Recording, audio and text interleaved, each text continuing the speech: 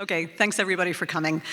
I'm Maryn McKenna, I'm your moderator. I'm a journalist and author. I focus on public and global health. And I'm here today to guide these two fantastic experts through a discussion of what's really one of the most important threats facing society, which is where disruptive health threats come from and how we're going to detect and block them in good time.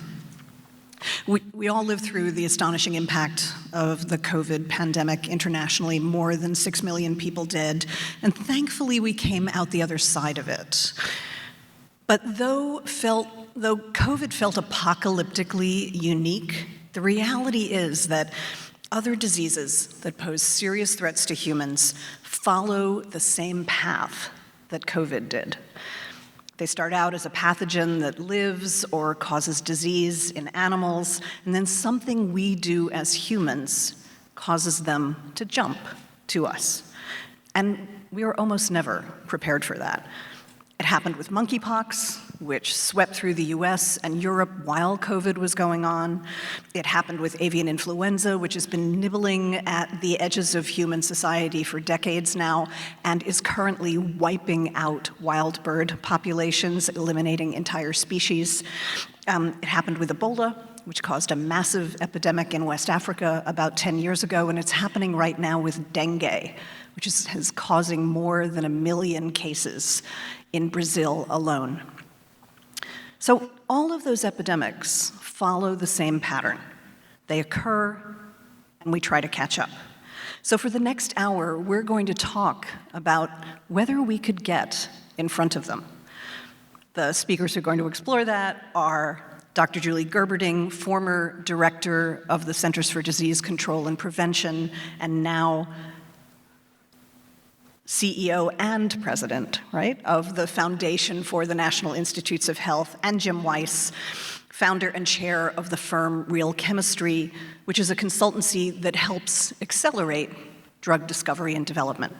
So let's get started. Dr. Gerberding, I'll start with you.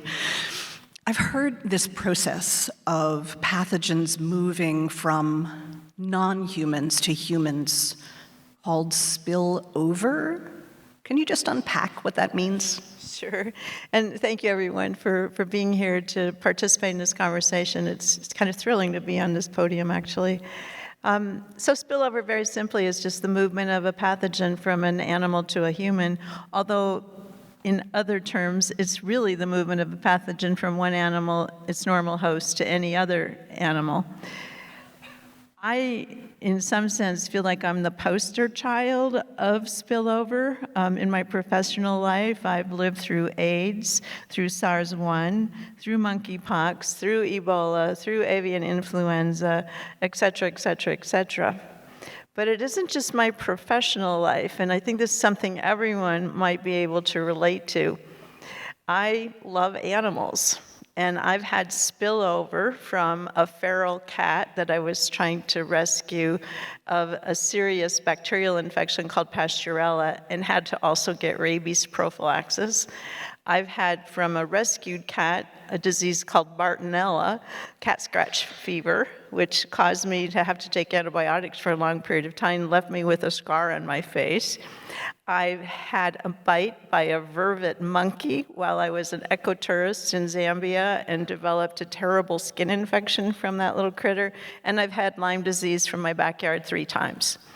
So these are all examples of spillover, and they're not just diseases that happen on a global pandemic scale. They also happen in our backyards or cause localized outbreaks from time to time. The opposite phenomenon is when a human who has carrying a pathogen spills that pathogen back to an animal species. That's called spillback. And that's important because when that happens, obviously animals that haven't seen that pathogen before may get sick, and we certainly saw that in COVID when at least 33 known animal species were infected with the human coronavirus. And in some cases, you get something called secondary spillover, which is in one of those animals transfers the pathogen back to people. So people have COVID, spills over into white-tailed deer incubate, spread the pathogen, it spills back into human beings in secondary spillover. So it's a cycle of transmission across species, and it's common, and it's going to get more common. You really didn't have to go to all that trouble of catching all those diseases just for this panel, but we appreciate your effort. Thank you very much. So I think what's implicit in what you're saying, and maybe we could tease this out a little bit more, is that for humans and animals to be passing these pathogens back and forth, they must be coming into contact in some way. And are they coming into contact in ways that is novel or unusual or ahistorical? Yeah, so I think what we're experiencing, and I hate to sound gloom and doom, but it's really sort of the perfect storm for this kind of spillover to occur. The big picture is there's just a lot more connectivity between humans, animals, and pathogens that they carry. But let's break that down a little bit. I mean, I think we all understand how connected we are in terms of travel and how quickly travelers move infectious diseases around. But we're also dealing with climate change. We're seeing the dengue outbreak in Brazil that you mentioned in large part because El Nino is particularly bad and there's a lot more rain, and so many more people are experiencing dengue. We also have incredible human displacement. There are almost 100 million forcibly displaced people in the world, which puts them in contact in unsanitary conditions with each other, but also in environments where they may come in contact with other animal species or rodents, insects, etc. And then on top of all of that, we have what's happening to the animals themselves. Their land is being taken away. So bats, for example, that have lost their normal habitat move into zones where people live because they can then feed off the agricultural products that people are trying to produce for food security. And so the animals are moving toward humans areas. Humans are intruding into areas previously occupied by animals. Ecotourism is occurring. The whole system is just swirling around in a cauldron of exposure and the potential for direct or indirect transmission. And that's why I think most of us who study the problem are really convinced that COVID is not going to be a once-in-a-century problem. It's just going to be something that we should anticipate and expect with even more frequency going forward. So raise your hand if you went to see the bats under the bridge last night. Historically, Okay. So you may have been participating in this cycling of pathogens without even recognizing it, right? Yeah. Hopefully nobody got bit. Okay, Jim, it's your turn. You went to see the bats too? I did, and I thought, Julie, you could mention, because we talked about it, what's special about bats that makes them particularly powerful in transmitting disease? Well, yeah, if we want to go to, where should we look for this happening, it's bats, rats, and mosquitoes. Those are the three most important or most likely sources for spillover. And bats uniquely are known to harbor several of the deadly viruses that occasionally spill over. In addition to being the source of coronaviruses, they are the source of a lot of other very serious hemorrhagic fevers and so forth. Why is that?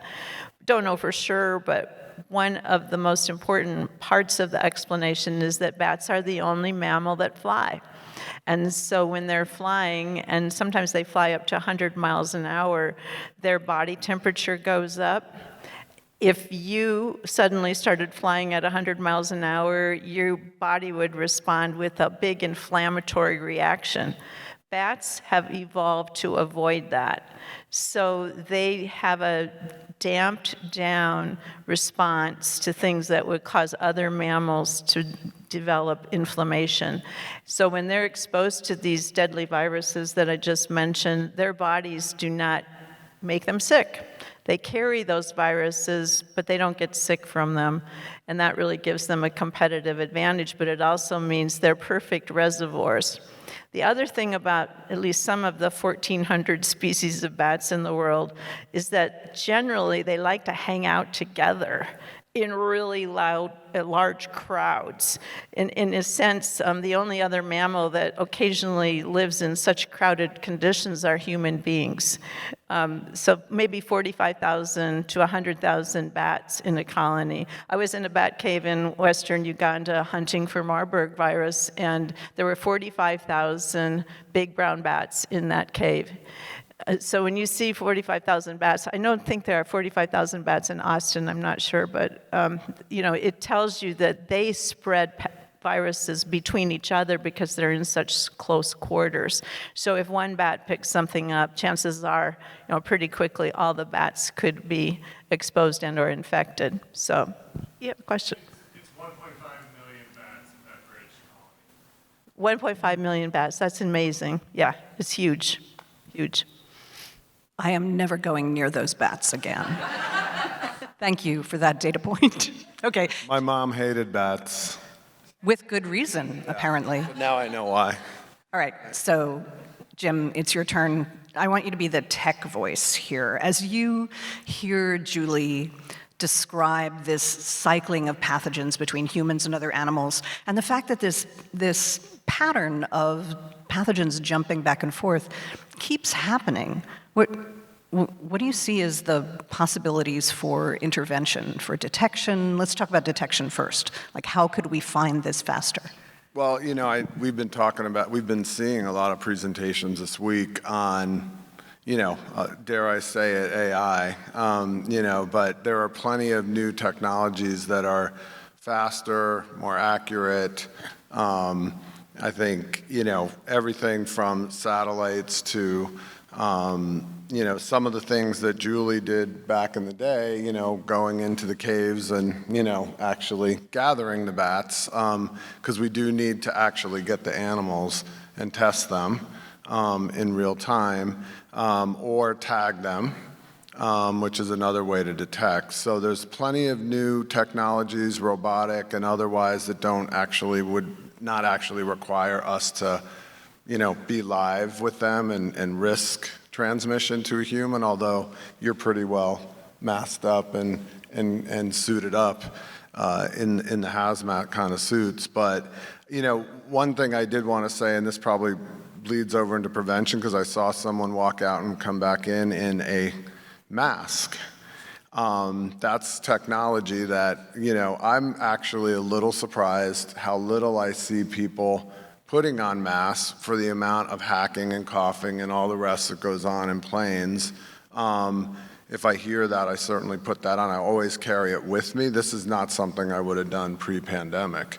So there's actually some interesting ways to prevent as well as obviously detect. I think since COVID happened, just all of the tests that came out, from the very beginning, we went from, somewhat, primitive nose swabs up into your brain cells to what is now, pretty easy inhalation tech and other kind of tech that can detect these things very quickly. We also have ability to track wastewater that will be, I think, probably the fastest and easiest way to tell. Now, that was something that developed, I think, over time. I'm sure it had been used before.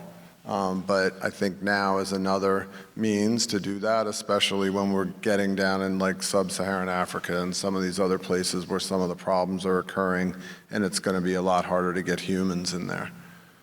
So I think people who are here who come to South by Southwest are probably thinking about things like large data sets, mobile health mobile health data, maybe from their phones.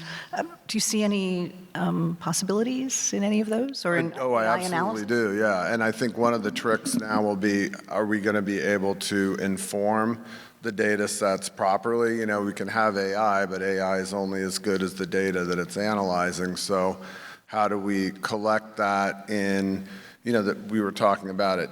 There needs to be probably more international cooperation about where we put that data. I think one of the big threats is, kind of our bad relationships with countries like Russia and China and Venezuela and other places where if we had good relations, certainly on the scientific front, and also our own issues here at home where there's mistrust in science, in data, in all those things, there needs to be cooperation across countries in order to make sure that we get the data that we need to track this. And right now, that's one of the bad consequences of all the bad relations that we're having around the globe, because from climate change to, a number of other issues, that is absolutely going to have an impact on our ability to detect it early. And we all know, and I don't mean to bring it up, but when we look at the COVID case study, did we know enough soon enough? Could we have known more, had relations been a little bit warmer?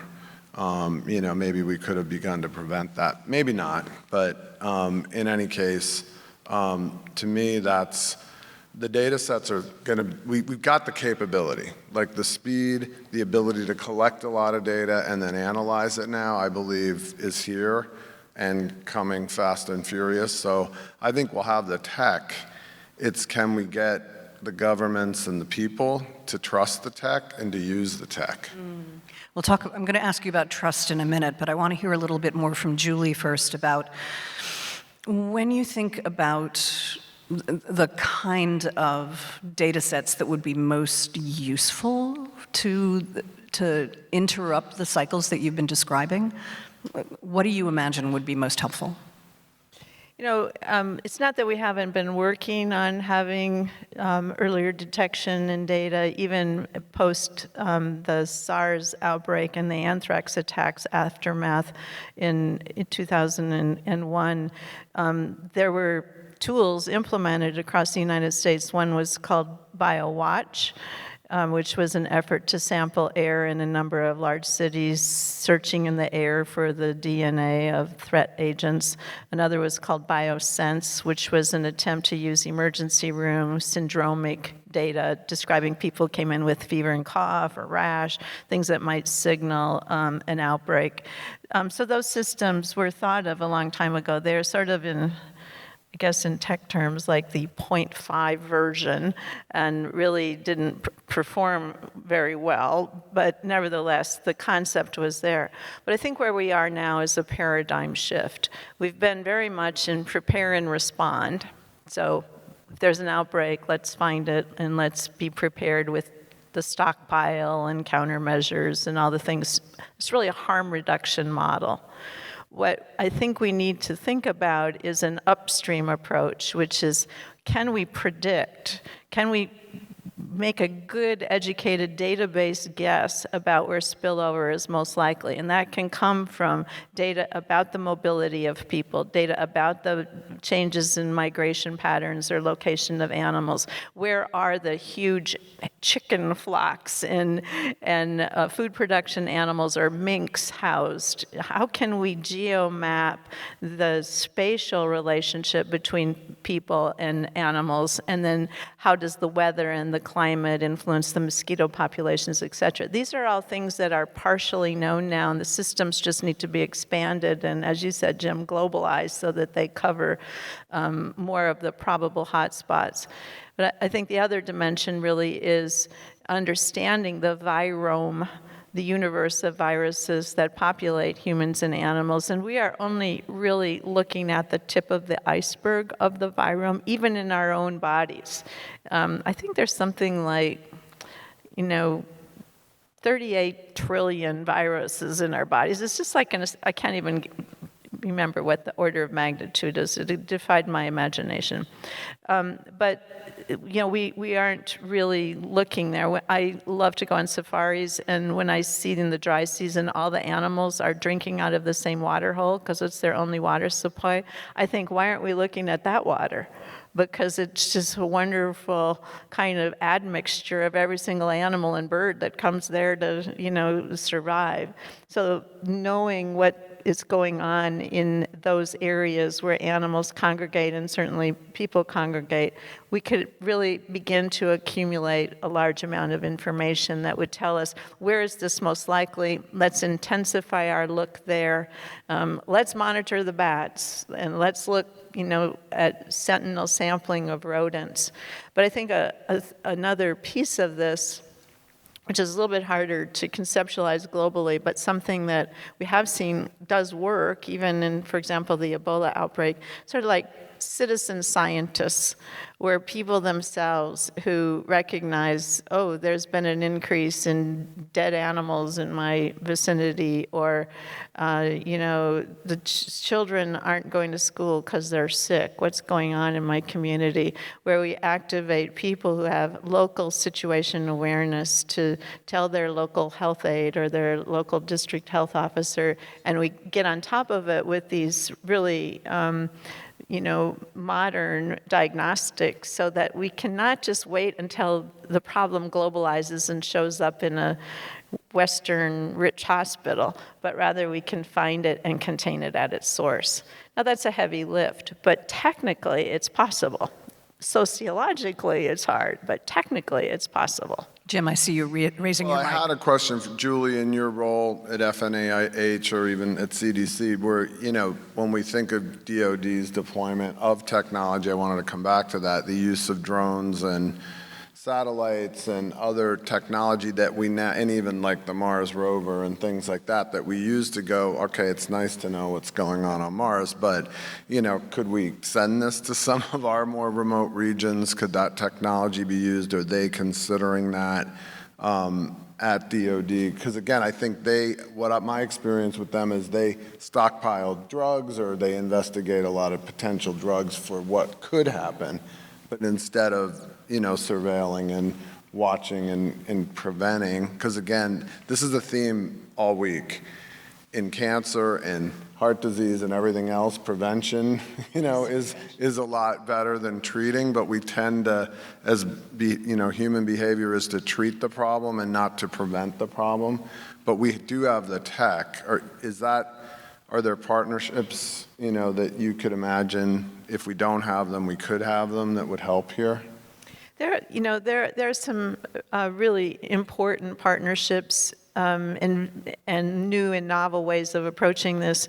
One of them is in Thailand, where a group of investigators have looked at sort of a natural reserve, and they've codified all the animals that are there, and the people and the birds, everything that is coming and going in this ecosystem, and then they're monitoring those animals for viruses and watching their serologic response. So if somebody is exposed to something, usually they develop an antibody to it. You can measure that as a marker of when something has spilled over and what happens.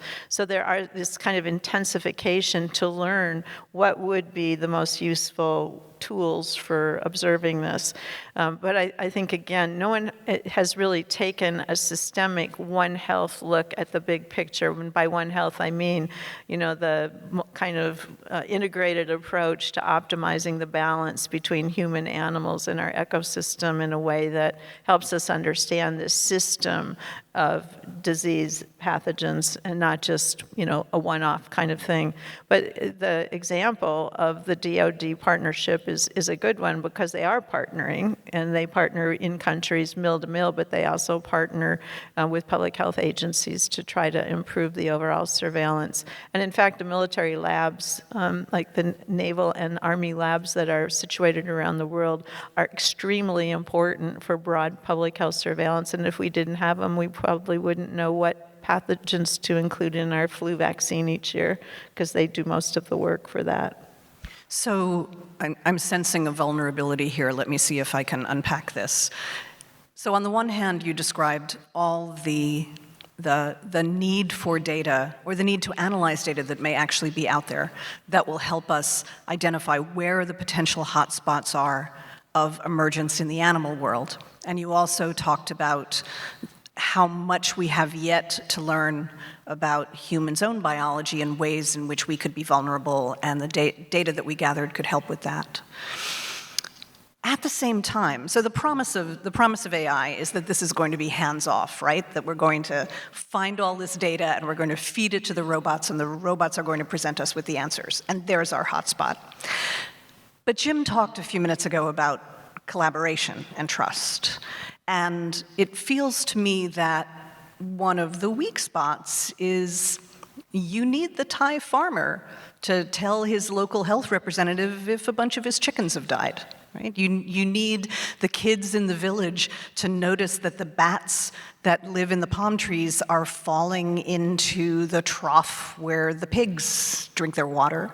So how do we use the tech that we already know is emerging, both to strengthen the ability to find those points of contact, and also how do we create trust so that people know it's safe to pass those observations along? Well, this issue's gonna take some time. This is a common theme throughout every talk I've heard, particularly in healthcare.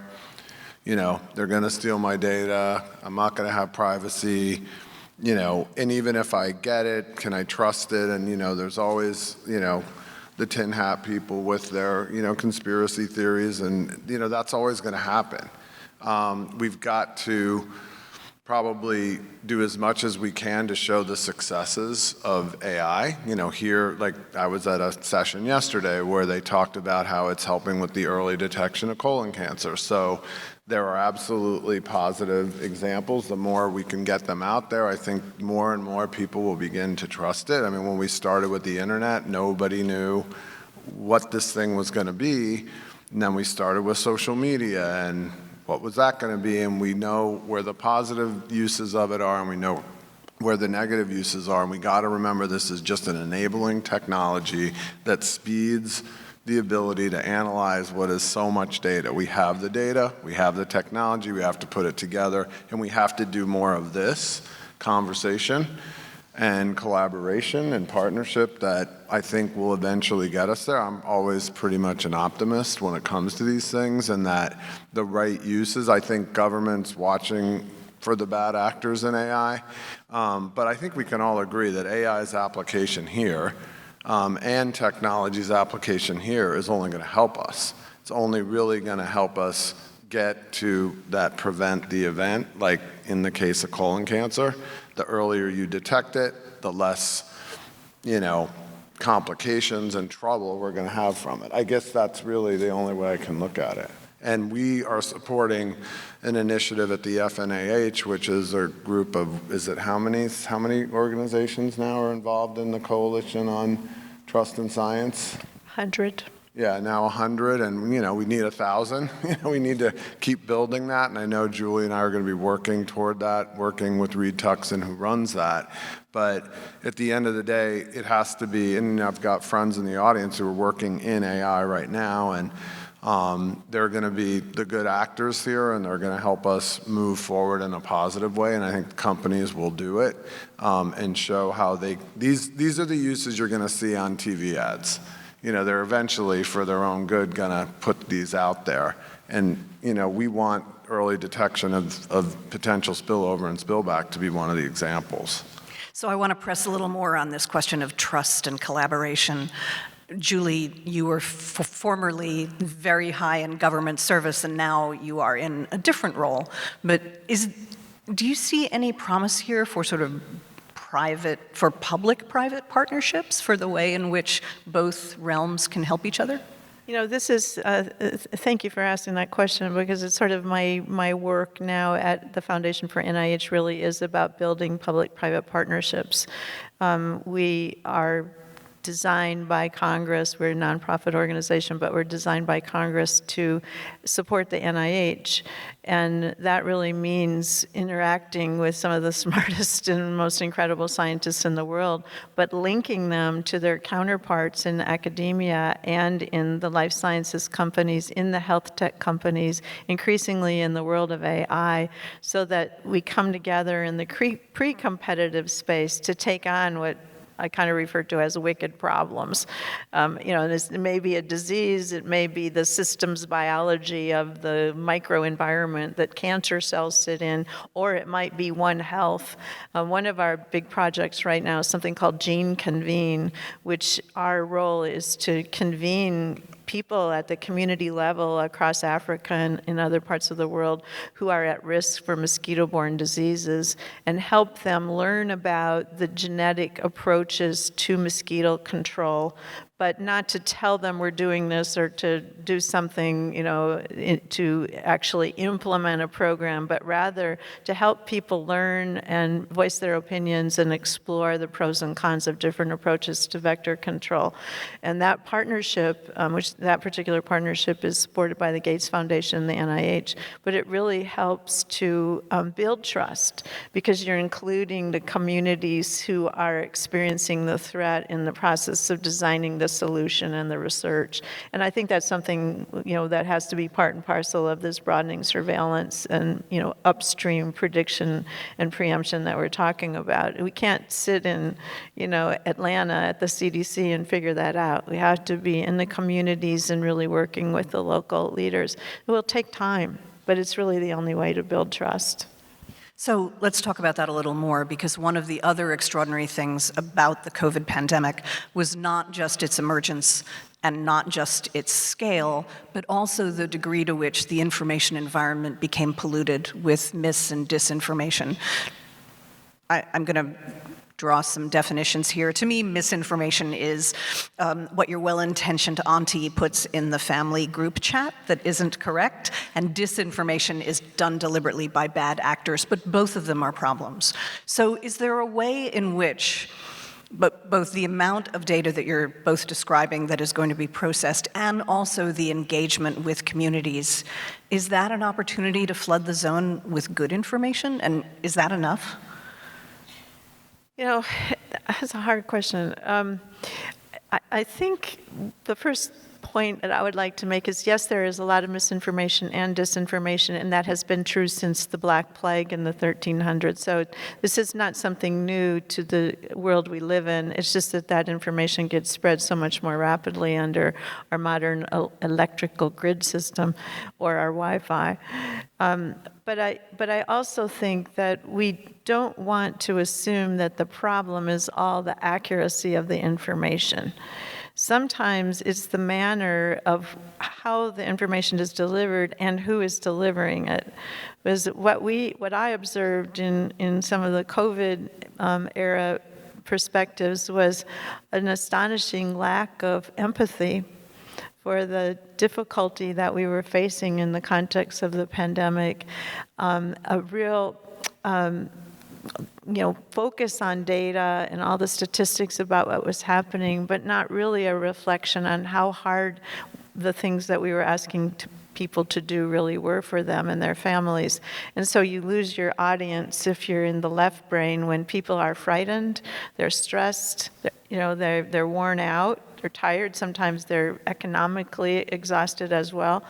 And so we kind of miss that piece of the communication as well. So yes, good information matters, of course, but people don't receive factual information. In fact, most health decisions are not based on facts. They're based on what people believe, and what they believe depends on who they trust.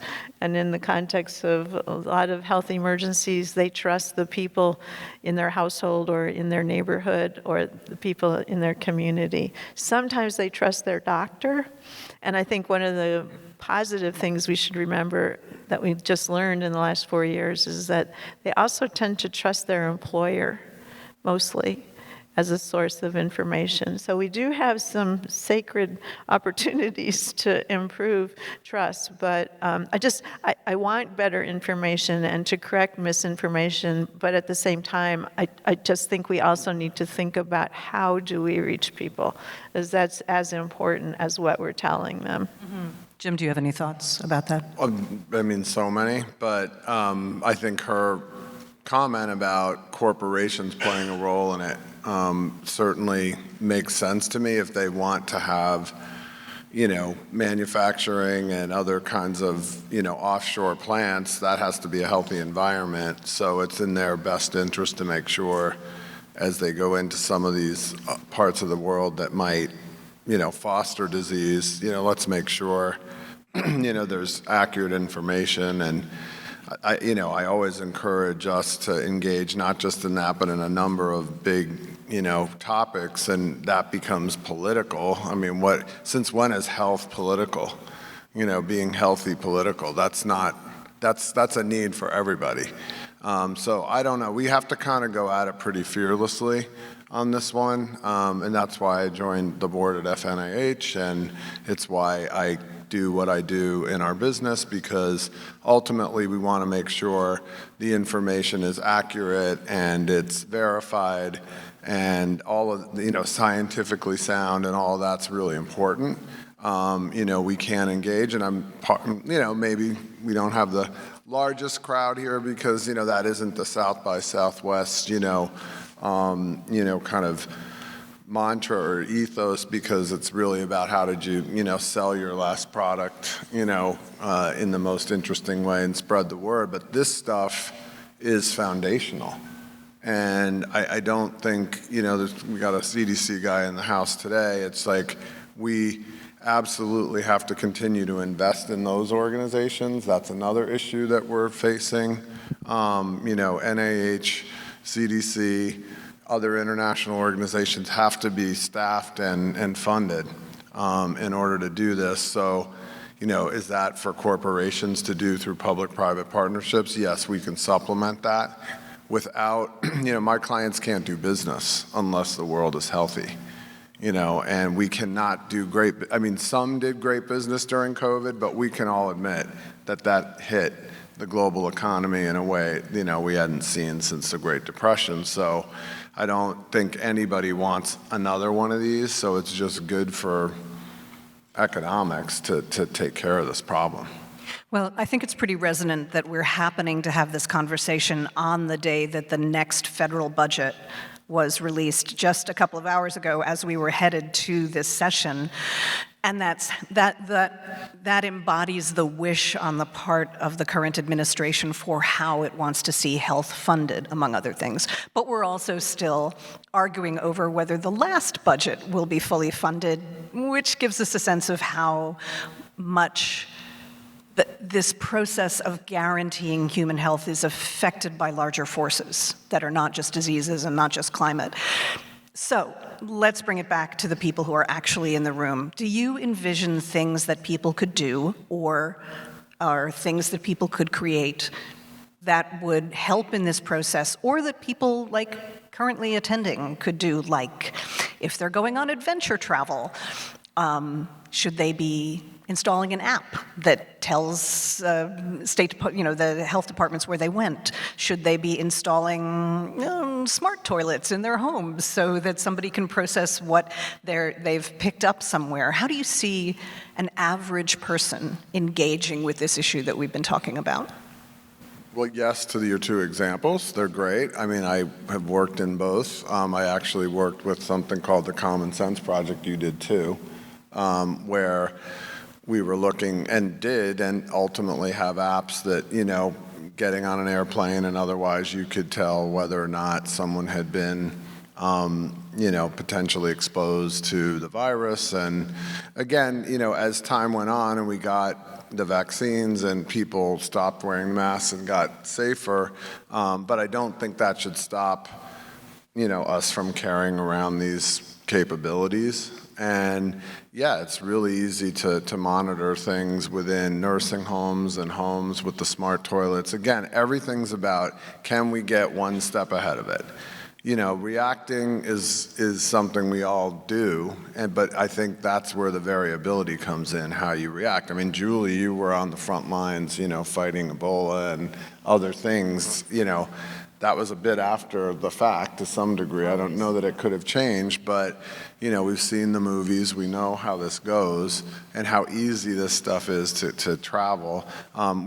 She just said it. I call it health citizenship, but we all have to, which is why I do these types of events and support them. We all have to take part in this in an active way. And I think you can talk to the person who was really in the Army here that protected us from, getting Ebola and other things moving over here. I resigned from the service. What can citizens do? What could people at South by do? I was surprised to find out how many different app solutions to tracking and tracing contexts popped out globally in the context of the pandemic. I knew about some of them that you mentioned, but there were so many. That group is obsolete because there's so many. Yeah, but they all had upsides and downsides. In some countries, the uptake was fantastic. In other countries, the uptake wasn't so good. I think, was it Finland had 37, maybe Norway. I think it was Norway, had really good uptake. And then as the novelty wore off, people stopped really using them or learning from them, et cetera. So there's a lot of opportunity for improvement in that technology, but that's another area of trust. We'll have it. I do think these rings will be adapted to that, the Aura rings. It's going to be real easy, I think, as technology. Yeah, if you have trust. Right, because there are also people advocating that we ought to be using repurposing information on surveillance cameras to figure out who crossed whose path in such and such a place at such and such a time, and there are parts of the world where that's actually done to help with track and trace. That's not something that would play very well in some of the communities in which I live. So there's a lot of sociology around this as well. Here's the easiest thing people could do. Don't go to work when you're sick. It seems silly, but stay home when you're sick. Keep your kids home from school when they're sick. Even it doesn't have to be a COVID problem, but why would you want to spread anything? We now know, guess what? Respiratory infections spread. So that's the simple thing. But from a true solutions perspective, I hope we can spark some interest in recognizing that even though the crisis of COVID may feel like it's past, the threat of these biological threats remains with us, and we can do a lot better than we did last time. Because it is inevitable that this will happen again. I believe it's inevitable. I believe it would be foolish for us to plan as if it weren't going to happen.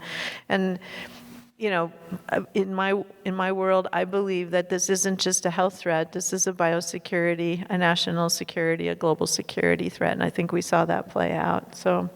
And I don't know why it's not that. You mentioned a great example around Lyme disease, right? At the beginning. And this is an animal to human transmission, and we dread what that can bring for us and our kids. I think, there's been a hell of a lot of awareness, and, again, why can't, we do that for everything else? It's the same. It's actually a really bad disease. You do not want to get it. And, my brother had it, same kind of thing. And, I think it's interesting to watch certain parts of the country that are more infested with it in the Northeast and some of those places versus others. But I think, a little healthy dose of fear wouldn't hurt here in terms of, let's just prevent the event. So I just want to mention, oh good, someone's standing up, that I'm going to ask one more question, and then the floor is open for questions from the audience. Please just come to the mic so everyone can hear you. My final question is, let's assume that every possible solution that we've been bouncing around here actually comes to pass, that we've been talking about things I think that could be created or implemented in the next couple of years. But if you had to imagine what this space looks like in a positive way in, let's say, the next 10 or 20 years, the dream of the technology that would help us move upstream and solve this, what does that look like to you? I try to think of that future. It's tough. I think what it really looks like is that increasingly we will be able not to necessarily detect the spillover event, but we can be prepared locally where it's most likely. And while we're talking about this upstream preemption model, at the same time, we do need countermeasures, and the prospects of vaccines and antivirals should still continue so that we have the ability to quickly contain. We've actually seen that work successfully now with Ebola, at least Ebola Zaire, where compared to what happened in Western Africa in 2014 to 16 and what happened in the DRC now, where we could go in with vaccine and really quench the Ebola outbreak, because there are 2 licensed vaccines. A lot has happened with Ebola in Africa that a lot of people don't realize, but some of that progress has really saved lives already. So I think it's a good model for how we may be able to progress this agenda. Yeah, I mean, I guess I'm more half glass full too when it comes to this. I think the way we reacted in the last one wasn't perfect by any means, but it was a learning experience. And if it's in our near view mirror, which, I guess we hadn't had 100 years since the flu outbreak and no one was still alive to tell us how to deal with that, right? And all the learnings. We had to go back and look at history books or your friend Marilyn Chase's book or whoever it was. I think I think we're going to do better. I do. I think the tech is actually here to help us do better because it's advanced in 5 years in ways that I think is dramatic. And people are more used to using that. The issue is the cooperation around the globe. I mean, it's like if we don't, what's the reason for peace? It's not just so we don't have stupid war, right? It's really more, so we don't take ourselves out. We have to have cross-border collaboration. To me, that's the one thing that's the worry, that like the pathogen will beat out that problem, But I think we can on a more local level manage it for sure. And I should add, it's another thing that everyone can do besides staying home when you're sick, and that's vote. We need people voting for good land use policies. We need people voting for green changes in energy, et cetera. And we need people voting to invest in our public health system, our research system, our R&D protections, making sure the incentives for technology and biopharmaceutical innovation aren't taken away or removed so that we keep this engine of innovation going. Because we have a need for a lot of innovation. So people, exercise their opinions and, be a One Health voter, I guess is what I would say. So now's time for questions. I am so glad that people are standing at the mic. Tell us about yourself if you'd like, but just go ahead and ask your question. Sure. Well, first of all, thank you for this. This is amazing. I'm Aaron Stroud, and I also work at Real Chemistry, but I know because of what you're doing, Julie, and Jim being part of your ecosystem, we're on a world stage here, and this will not just be in this room, but this is going to go out to thousands, if not hundreds of thousands of people. Who are some of the people on your wish list that FNIH would like to partner with so that we can enroll them in this process? Thank you. Thank you. Thanks for that question, because we do have a wish list, and it includes a big tech and health tech, of course, but we also are looking for innovators who have specific solutions in diagnostics, point of care, affordable multiplex diagnostics. We have a list of tools that we think would be contributory as we try to evolve our One Health partnership. And the opposite side of the coin are really increasingly engaging the patient organizations. That's just been a personal mission of mine, and to really incorporate end-to-end input. What are we doing and why? How do we design it? How do we recruit for it? All the way to make sure that what our work at the end of the day is relevant to patients and their communities. So yeah, we're looking for partners for sure. Thank you. Jim, do you have a response to that? Well, that's why I pointed, that would be my ad, the people that can impact it, and that it ultimately benefits. Hi, my name's Skip Hobby. I'm a wildlife and conservation filmmaker. And in Austin, Texas, we love our bats, and they're actually protected by law. But bats are being persecuted around the world, and certainly zoonotic disease and being reservoirs for some things like COVID is not helping their PR. And part of that is sort of my problem, and what my job is to help people appreciate nature. But do you think within the One Health approach, there's enough emphasis on using language and combating misinformation that could have repercussions for the environment and the natural world? I think, as we build the alliance and a common vocabulary, we can do a lot better. I think most people know that certain bat species are under threat with their own infectious disease that's really threatening not just the population of bats, but pollination and a number of other very, very important functions that bats serve in our ecosystem. Mosquito abatement also being one of the important functions they serve. So, yeah, we have to really be inclusive in who and what and why we're making recommendations about protection. Thank you. Yeah, keep doing. We need bats. Bats make they're positive for the environment. There's a negative. Look, we're positive and bad. We're good and bad for the environment. The point is, let's use tech. Let's use communication. We have to do that better. And some of that is to make, we need the natural world. This is still all about that. And it's why, I've supported 2 kids through college in these degrees, and, we'll probably continue to do that for good reason. And again, corporations need, and they are, they're doing better things, building and not going to places that will wipe out complete, species, et cetera. But I think at the end of the day, it's what we said, we need everyone to mobilize in that early detection and surveillance and prevention, not destruction, right?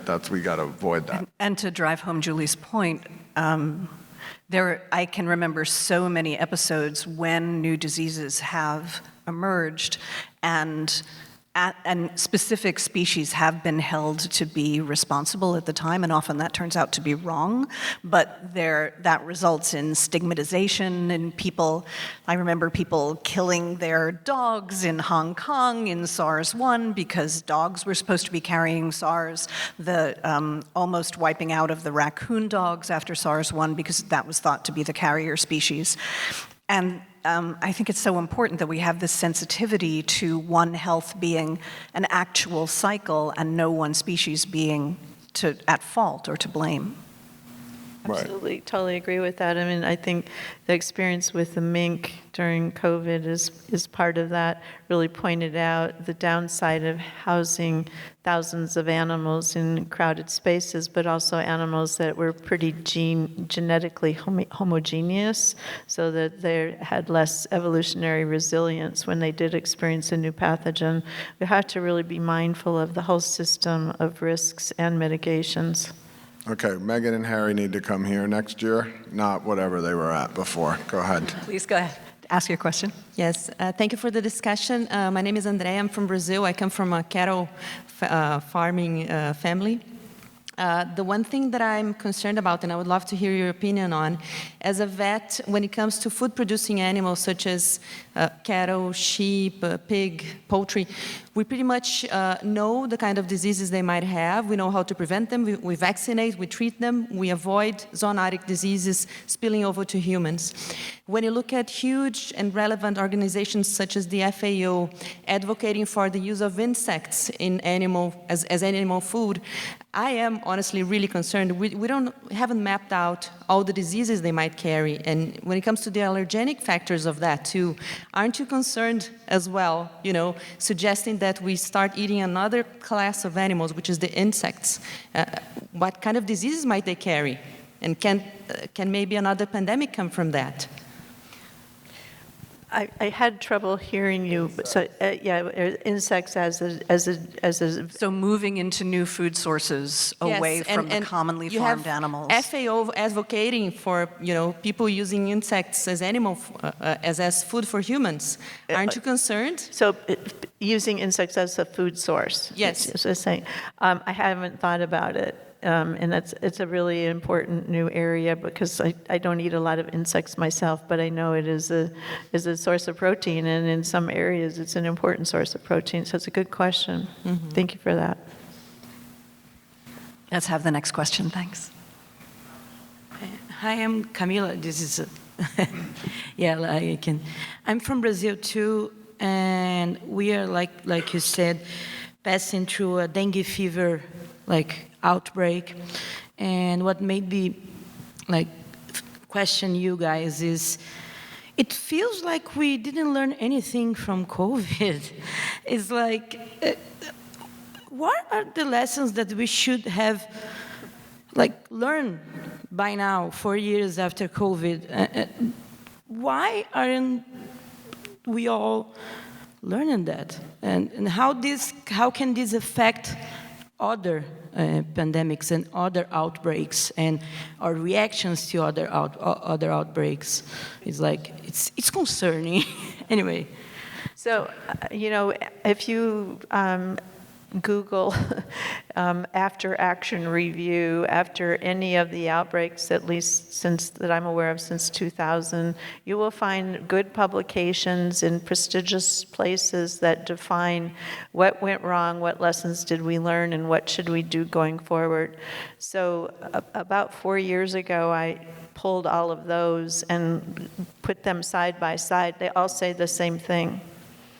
They all have the same lessons. We don't learn the lessons. We describe the lessons that we should learn, but we actually don't learn them, or if we learn them, we don't take any action to implement changes in response to them.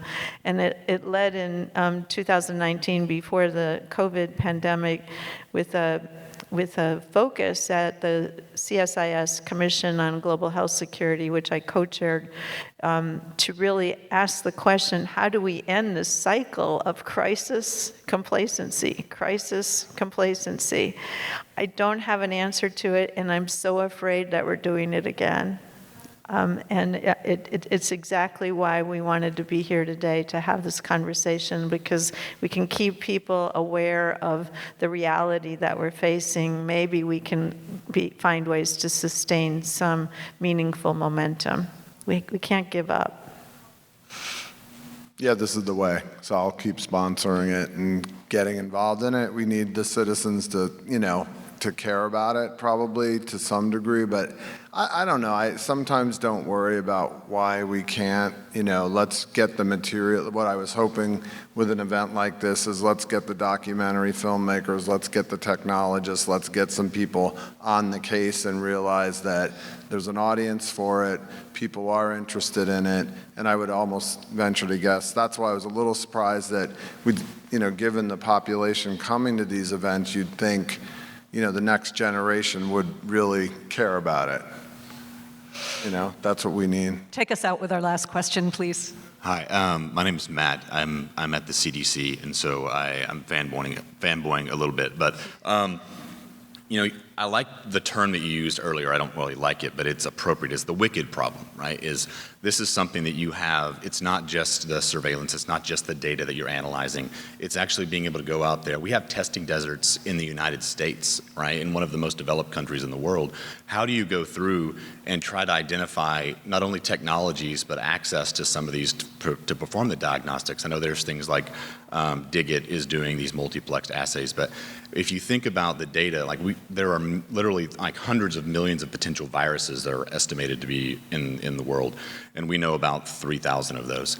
And so how do you go through and start to test for these unknowns, and what investments are being made that you're aware of, and partnerships being made that we might be able to help discuss and think through about how to get not just those data, but being able to test and sample and be able to make informed decisions about those? I think that's such an important question, and we do not even know the human virome. Most of the viruses that we have in our body are not identified, and they're hopefully not pathogenic, but they probably are very important in maintaining our microbiome and the health of our microbiome, et cetera. If you want to read a good book, I forget the full title, but it's like the Good Virus. It's about bacteriophages, and really helps understand just how important the unknown viruses really are to our health. So that's just in a human, let alone all the animal species that we need to be concerned about. So it's a work in progress for sure. There are people who are working on defining the virome and classifying the with whole genome sequencing, et cetera, trying to really categorize. At the same time, I guess I'm a pragmatic person to say, well, at least we should go where the money is. We didn't know about HIV retroviruses before they emerged, but we did know about Ebola. And we did know about coronaviruses, even though we hadn't seen anything as bad as this. So, we might start with the things that we know are proven human or animal pathogens and work from there. And I sort of like the discussion that happened on Friday where people referred to cousins. If we can find vaccine or countermeasure approaches to a known member of a virus family, chances are if its cousin starts causing a problem, we'll have a jump start like we did with SARS-CoV-2. We'll have a jump start on being able to develop countermeasures more quickly. But it's also really exciting. Check out SEAPHAGE, SEAPHAGE, which is an effort funded by the Howard Hughes Institute to teach kids how to find viruses, how to find bacteriophages, and if you find one, you get to name it, and then you get to learn how to genetically characterize it, et cetera. So, we're really working on getting student scientists involved in this effort as well. I thank you for doing this because feeling way more optimistic than when I even came into it, that there's tech and, so much more coming that will make this area cool, and an area that isn't, we've talked about a little healthy dose of fear gets you there, but I think this is my one zone where you could take AI and machine learning and deep learning. This is a zone where that's going to help in such a massive way. And I think this is just the beginning of a set of discussions that we can have with tech companies in particular about their role in that. And God knows they need something to help them get into the right column, the doing good column. But I think they will. Right, and I think that's the opportunity. I think we have a ton of it, and if we can get CDC and other things funded enough, you guys can be a place where we can experiment with all that. That seems like a great sentiment to go out on. Thank you so much. Please thank our panelists. Thanks for coming. And wash your hands.